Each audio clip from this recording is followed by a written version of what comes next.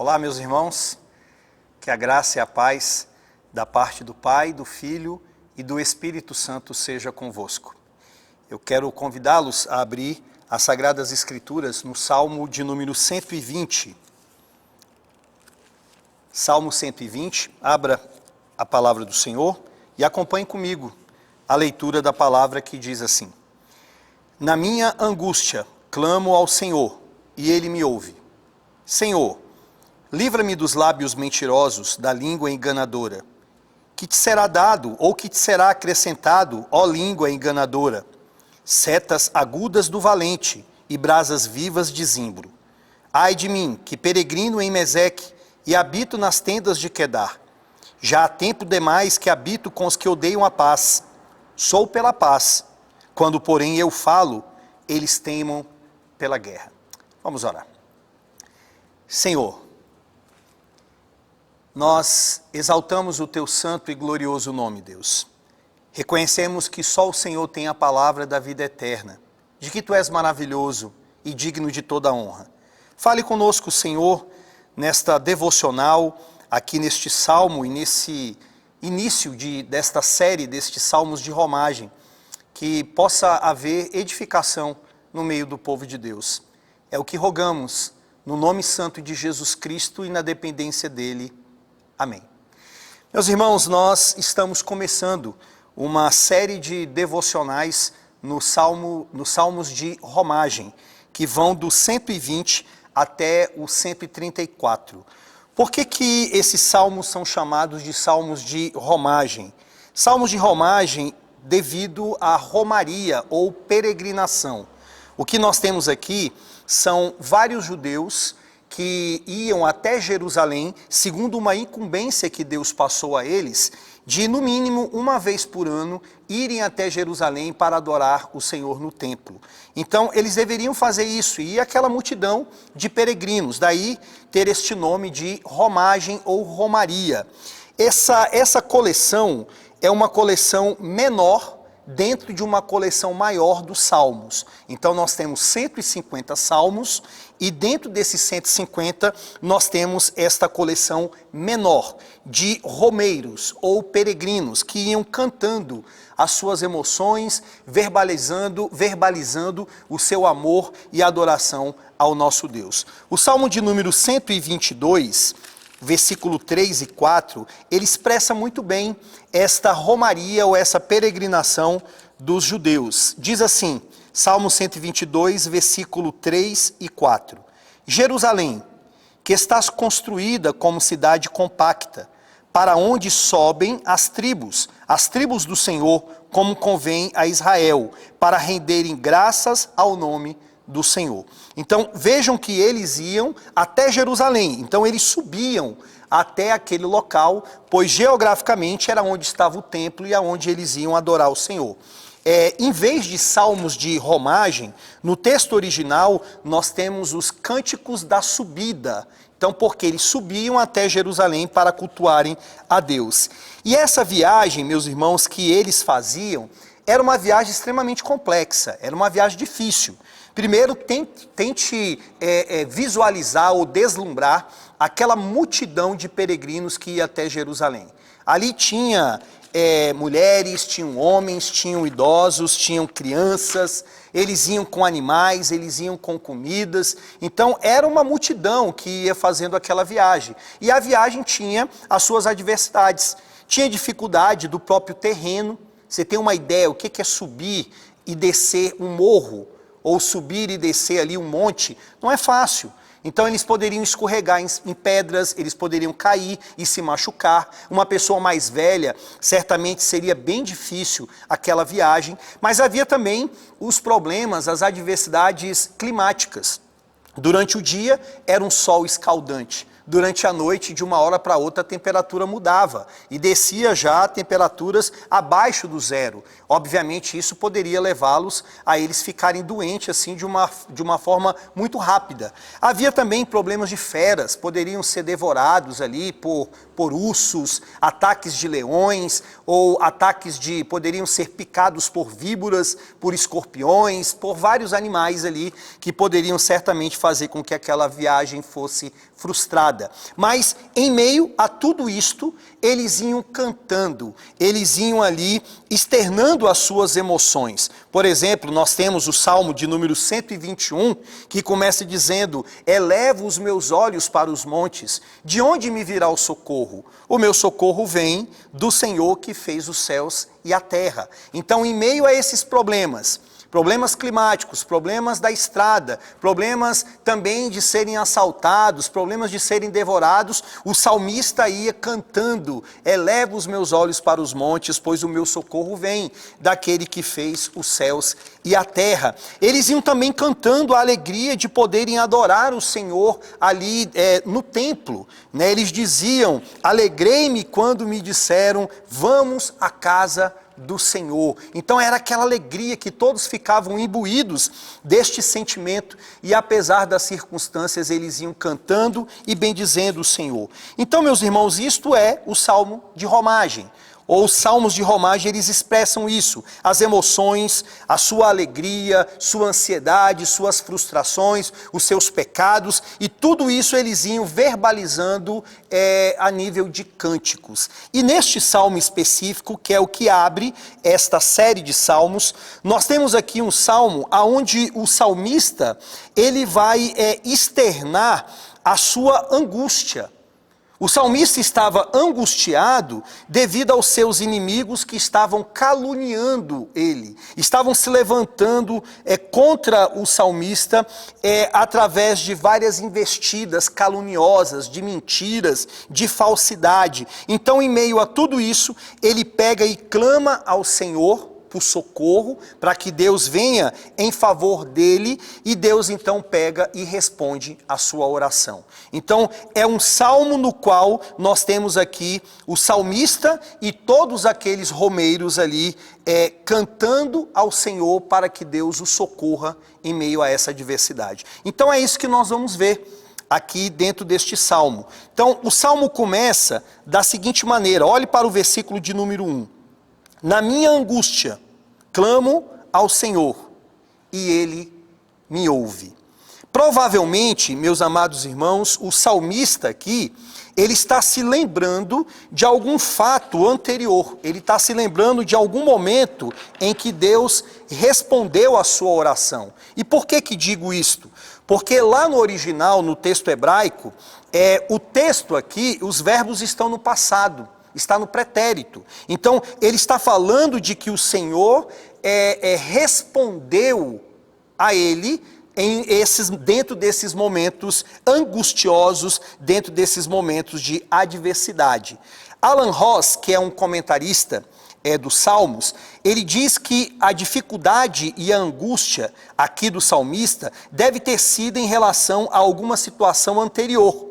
E essa lembrança deu ao salmista uma confiança nessa crise atual. Ou seja, ele está se lembrando de que Deus respondeu à sua oração em algum momento anterior, por isso que ele fala: eu clamo ao Senhor e Ele me ouve. Ele está se lembrando, houve um momento em que eu clamei a Deus, eu estava passando por uma dificuldade, e Deus respondeu. Então ele traz à baila este momento passado, agora para trazer confiança para a sua adversidade atual. Então é o passado trazendo agora uma esperança para o presente. Isso é muito importante para nós, meus irmãos, nos lembrarmos que devemos orar mais e mais, pois certamente em meio a essas orações, o Senhor vai responder as nossas orações de acordo com a sua boa vontade, de acordo com o beneplácito da sua vontade, com a sua boa vontade para conosco. E quando Ele responde, certamente isso traz confiança, para que no momento de crise, no momento de adversidade, a gente possa então orar, clamar a Deus, um Deus que ouve, um Deus que escuta, como Ele está dizendo aqui: na minha angústia, clamo ao Senhor e Ele me ouve. A palavra angústia aqui, ela tem a ver com uma pessoa que está presa, uma pessoa que está encurralada e que não sabe o que fazer, que não tem o que fazer, humanamente falando, só tem que clamar. E o que é clamar? E o que é oração, meus irmãos? Oração simplesmente é falar com Deus. Oração é falar como um homem fala com o seu amigo. E de fato, Deus é o nosso amigo. Hoje nós temos um livre acesso para conversarmos com Deus, independente da luta que você esteja passando. Porque Deus não é mais o nosso inimigo, e me refiro aqui aos cristãos. Deus é o nosso amigo. Cristo é aquele que veio quebrar essa barreira, que veio quebrar essa inimizade que havia entre nós dois, através da sua morte vicária na cruz. Através da sua substituição, Cristo é aquele então que proporcionou que hoje nós tenhamos um livre acesso a Deus. Hoje você pode falar com o seu Senhor.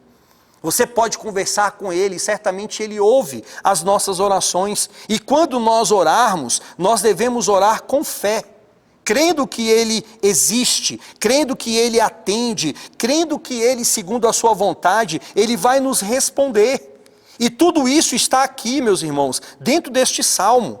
O salmista diz: na minha angústia eu clamo ao Senhor, um Senhor que eu creio, um Senhor que eu sei que existe, e Ele me ouve, e Ele fala comigo. O reverendo Nicodemos, falando sobre oração, ele diz que oração é nós expormos a nossa necessidade, oferecermos a nossa gratidão a Deus, intercedermos uns pelos outros e o adorarmos do mais profundo do nosso ser. Isso é oração. Agora, vejam, meus irmãos, qual era a situação do salmista que o levou a clamar a Deus mais uma vez. Olhe para o versículo de número 2, ele vai dizer: Senhor, livra-me dos lábios mentirosos, da língua enganadora. O salmista estava passando por uma trama de difamação, de mentiras, calúnias, pessoas falsas que queriam destruí-lo, acabando com a sua reputação, tentando deturpar quem era o salmista diante das pessoas. Então, é devido a essa situação que certamente estava maltratando ele, que o salmista clama a Deus, falando para o Senhor: Senhor, livra-me. Livra-me dessas pessoas falsas.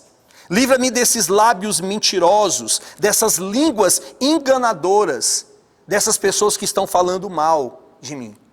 Ah, meus irmãos, não é fácil passarmos por esse tipo de situação.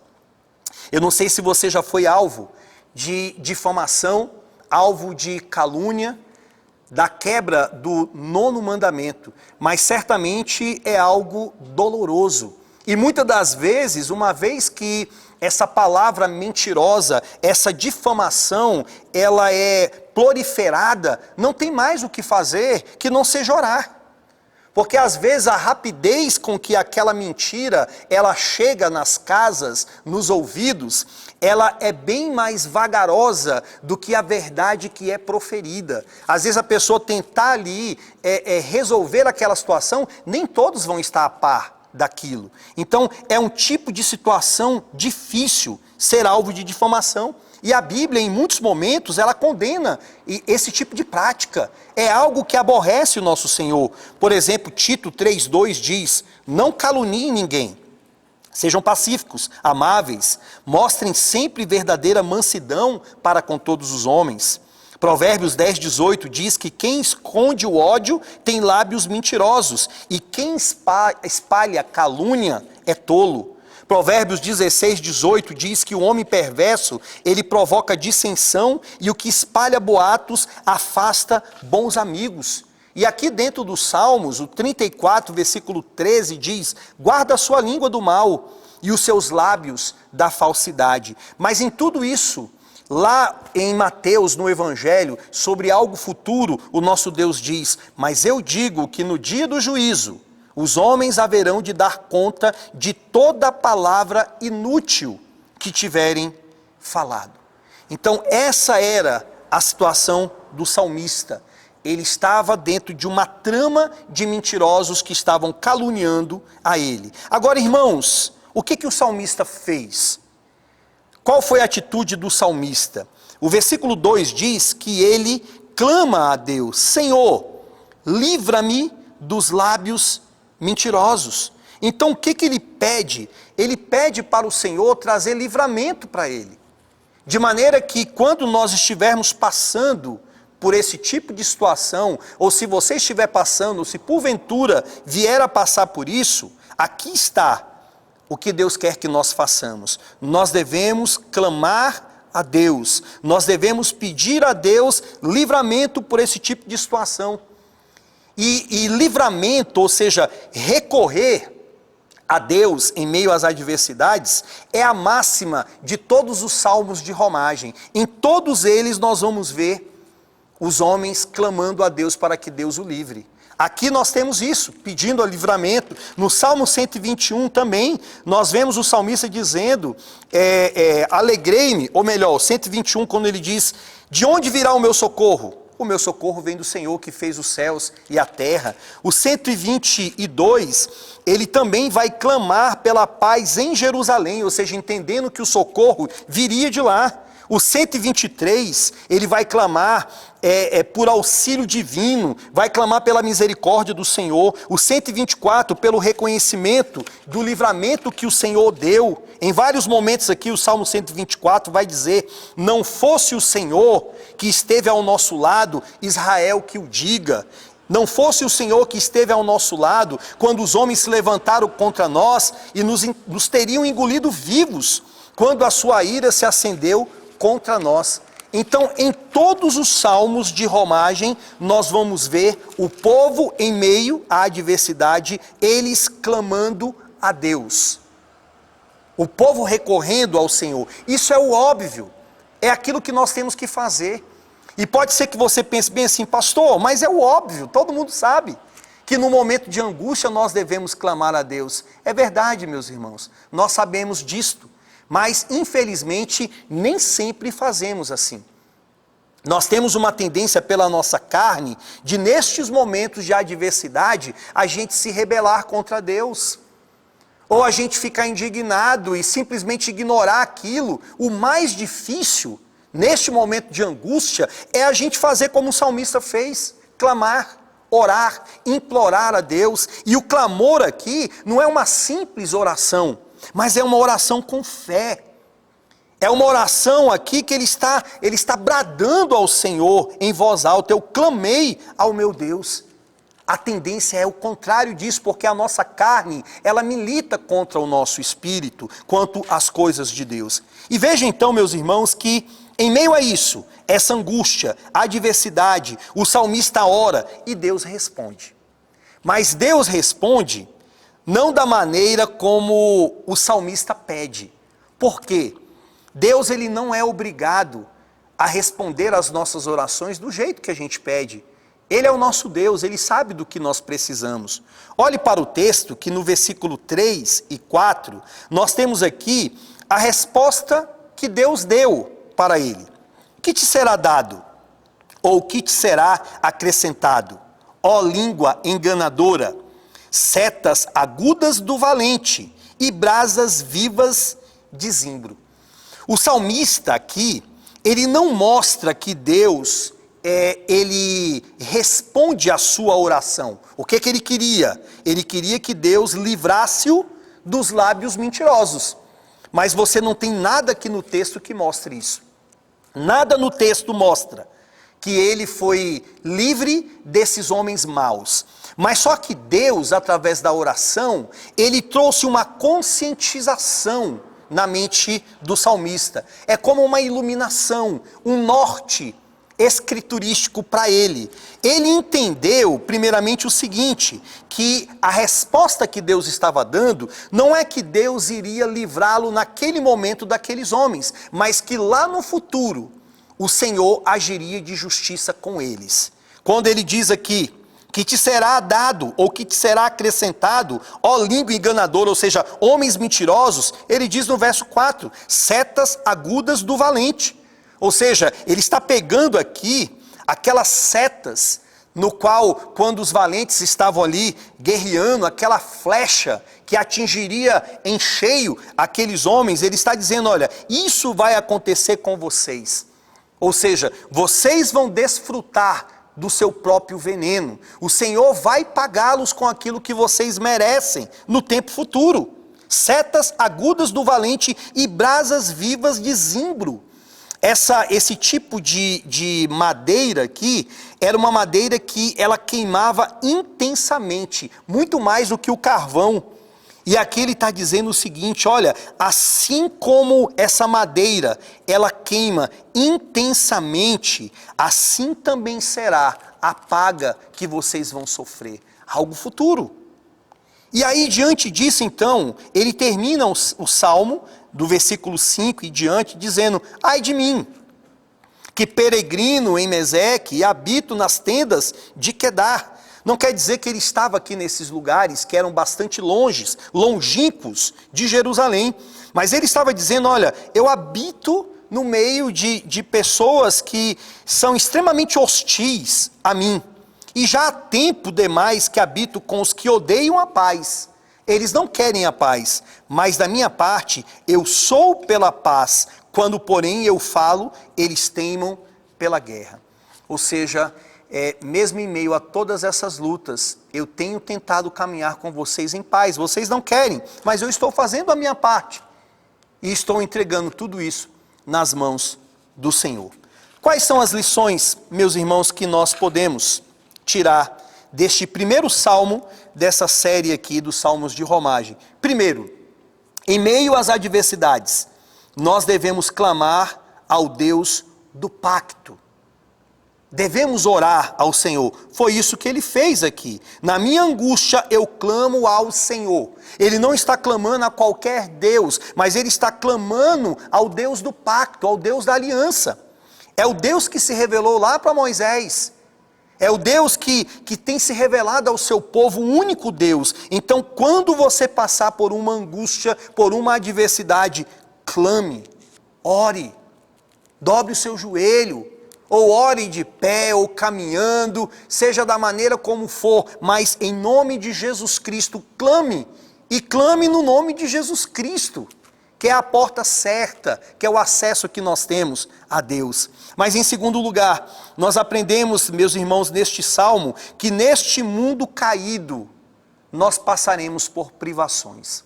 Nós que entramos neste mundo caído, e que somos caídos pelo pecado, ainda que regenerados, nós passaremos por humilhações.